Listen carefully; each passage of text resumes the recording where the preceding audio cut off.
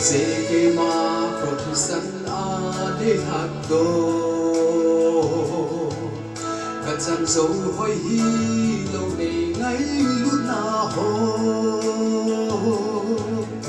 Krishna in thagao bằng thái kinh ai phần lâu là van gấu lô đinh ne hu in ai ta kaki pae opaka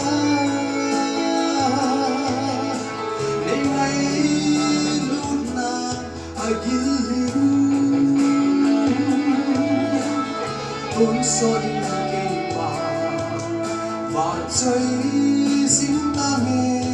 ta baka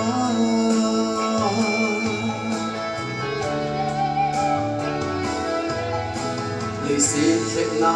họ đồ tin nhìn tâm sông đề baka in kê ma ai hoàn phí dính dính nghe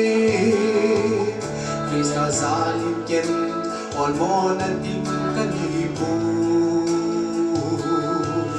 ka ki pa da thu hi sak soi le jing ta le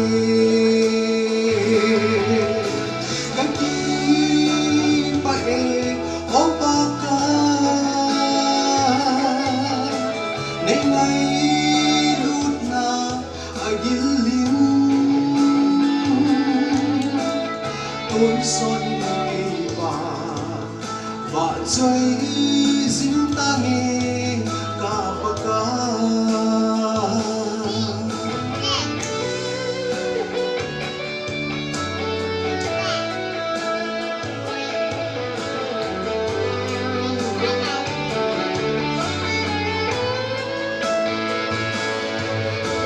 cả vợ chơi baka để ngày lút na thăm vậy bắc gai mình xin na cả ô đi su đinh lần vợ trời nghe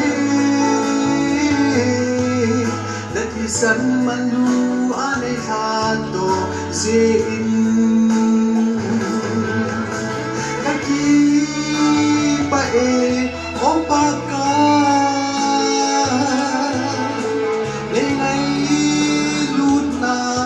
agilin tôn son cây và chơi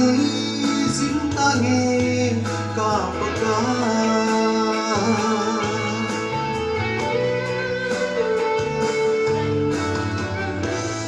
bát thiên in e ho angai ho zo sa tingin phat thei bo ta hian